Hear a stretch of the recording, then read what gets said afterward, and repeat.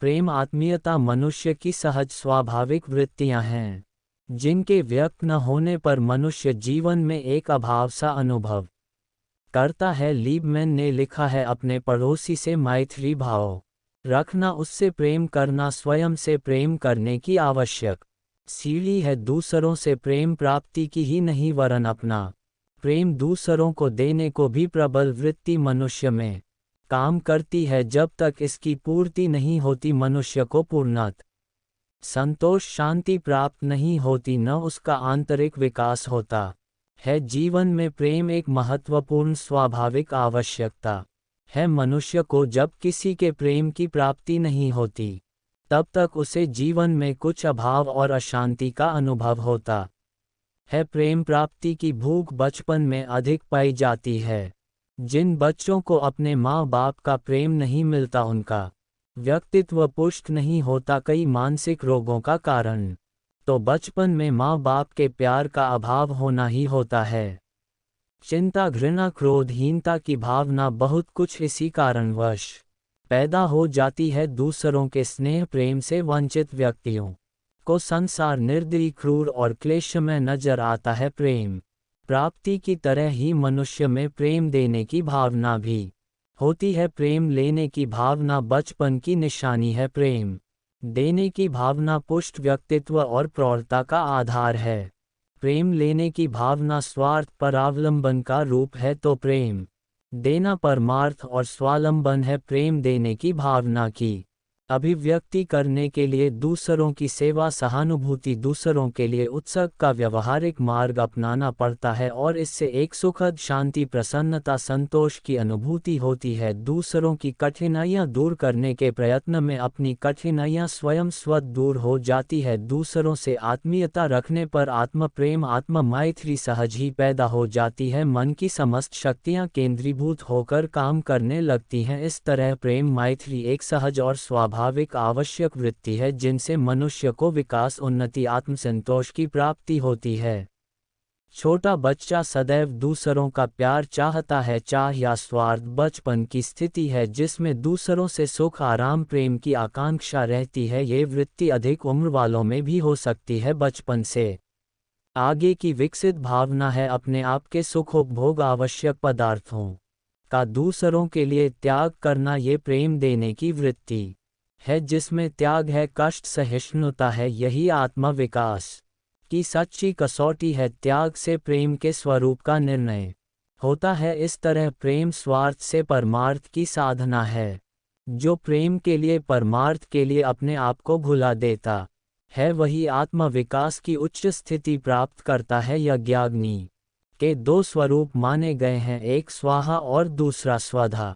स्वाहा का अर्थ है आत्माहुति देना, त्याग, उत्सर्ग करना, और स्वधा के मानी है आत्म धारण करना। दोनों संयुक्त स्वरूप में यज्ञाग्नि प्रकट होती है। प्रेम की आकांक्षा, इच्छा, प्रेम प्राप्ति का भाव आत्म धारण करने के लिए है। प्रेम धारण नहीं किया जाएगा तो फिर दिया कहाँ से जाएगा। प्रेम प्राप्ति की लालसा सहज रूप में प्रेम यज्ञ का प्रारंभिक कृत्य है। आम का पौधा सिंचाई, सुरक्षा, खाद, सेवा आदि के रूप में जब स्वधा शक्ति प्राप्त करता है, तभी उस शक्ति को कई गुना असंख्यों रूपों में उत्सर्ग कर सकता है। स्त्री अपने पति का अजस्र प्रेम प्राप्त करके ही उसे बालकों को दे सकने में समर्थ होती है। जिसे किसी का प्रेम नहीं मिला, वह दूसरे को भी शायद ही कुछ दे सके। स्वधा शक्ति की प्राप्ति के अनंतर मनुष्य के भावों का विकास होता है और वह अपने आप को स्वाहा करने लगता है। त्याग आत्मोत्सर्ग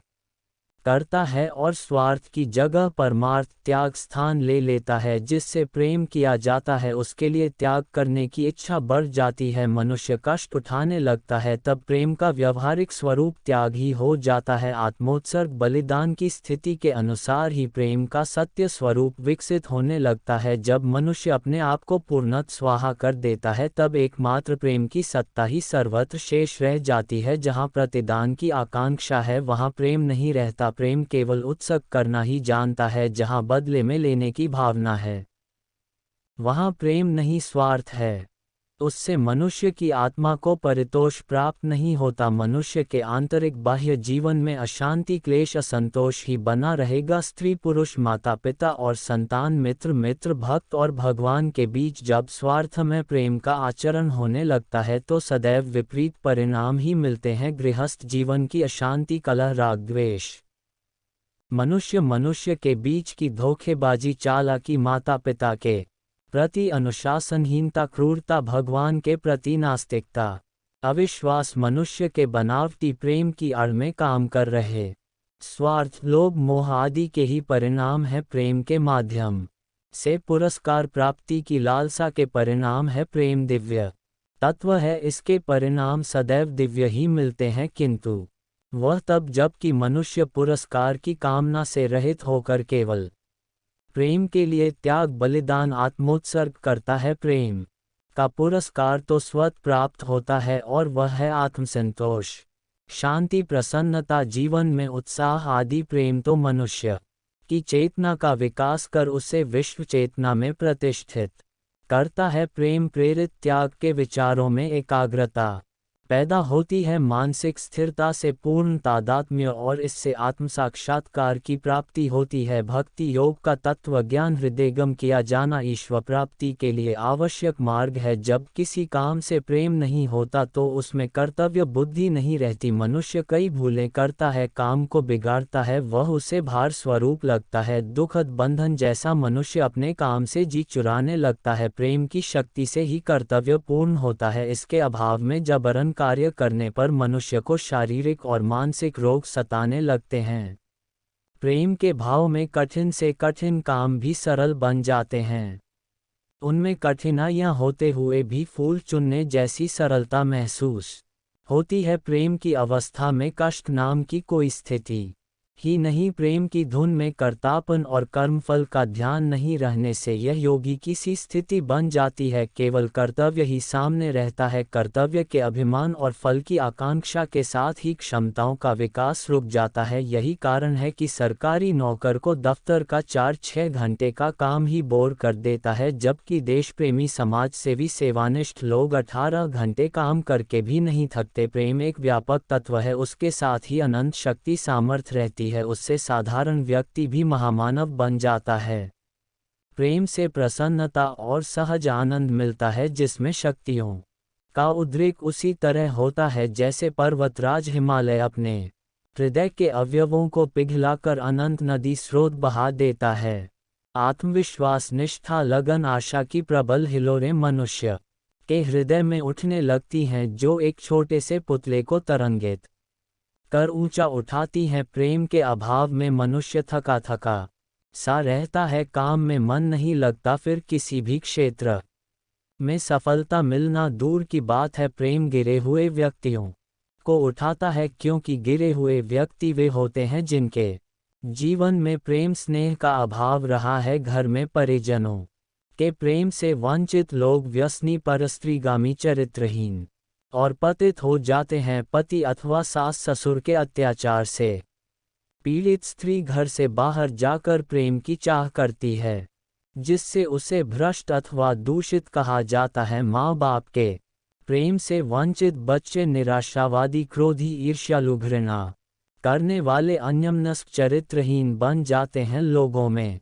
फैली हुई बहुत बुराइयों का मुख्य कारण उन्हें जीवन में दूसरों के स्नेह प्रेम से वंचित होना ही होता है। कोई भी प्रेम में व्यक्ति इन लोगों को अपना प्रेम देकर फिर से सुधार सकता है। हमारे ऋषियों में महात्मा बुद्ध, सुकरात, ईसा, मोहम्मद, रामकृष्ण आदि ने अनेकों पतितों का अपना निश्चल सहज प्रेम देकर उद्धार किया। जब मनुष्य का दृष्टिकोण प्रेम में होता है तो उसे दूसरों के दुर्गुण न दिखाई देकर सद्गुण दिखाई देते हैं। इससे मनुष्य के दोष दर्शन का दुर्गुण दूर हो जाता है। दूसरों के दुर्गुण न देखने से आलोचना में भी मन नहीं लगता। हिंसा, क्रोध, ईर्ष्या, द्वेष, डाह की भावनाएं प्रेम से धुल जाती हैं। प्रेम में हिंसा नहीं, करुणा का निवास होता है। प्रेम में व्यक्ति अपना अहित करने वालों के प्रति भी दया, क्षमा, सहिष्णुता की भावना रखता है, उनके सुधार के लिए शुभकामना करता है। मनुष्य का जैसा दृष्टिकोण चिंतन होता है वैसा ही उसके लिए ये संसार दिखाई देता है। मनुष्य जब दूसरों से प्रेम करता है तो दूसरे भी उसे प्रेम करते हैं, उसके प्रति सहानुभूति रखते हैं। संसार कुएं की आवाज है, मनुष्य संसार के प्रति जैसा आचरण करेगा संसार से उसे वैसा ही प्रत्युत्तर मिलेगा। प्रेम से ही प्रेम मिलता है। प्रेम मैत्री के विचार पहले व्यक्तिगत जीवन में ही आत्म प्रेम आत्म प्रसाद के रूप में मिल जाते हैं। इतना ही नहीं, प्रेम एकात्मकता पैदा करता है। देखा जाता कि जिन व्यक्तियों में परस्पर प्रेम होता है उनके रंग रूप स्वभाव विचार धीरे धीरे एक से बन जाते हैं। प्रेम एक तरह की मानसिक स्थिति है, इसका प्रवाह जिस ओर होगा उसी तरह के परिणाम भी प्राप्त होंगे। प्रेम का सहज और सरल प्रवाह नैसर्गिक कार्यों में होता है। पानी सदैव ऊपर से नीचे की ओर बहता है, किंतु किसी पेड़ की जड़ों द्वारा सोख लिया जाता है तो वही मधुर फलों, सुंदर फूल और शीतल छाया में परिवर्तित हो जाता है। सांसारिक प्रवाह में प्रेम शक्ति के लगे रहने पर मनुष्य का जीवन पार्श्विक परिधियों में घिरा रहता है। प्रेम के प्रवाह का संचालन विवेक द्वारा होने पर वह जीवन में सत्यम शिवम सुंदरम की प्राप्ति कराता है। जीवन विकास की ओर अग्रसर होता है। बार बार अपने आदर्श के प्रति बाह्य और आंतरिक क्षेत्र में प्रेम शक्ति का अभ्यास करने पर वैसा ही स्थायी भाव बन जाता है। फिर उसी की प्रेरणा से जीवन का संचालन होने लगता है। इस तरह के स्थायी भाव प्रारंभ में अधिक भी हो सकते हैं, किंतु उन सब में समन्वय होना आवश्यक है। उच्च श्रेणी के श्रेष्ठ भावों की दिशा भी यदि अलग अलग होगी तो वे आपस में टकराएंगे और प्रेम की शक्ति नष्ट होगी।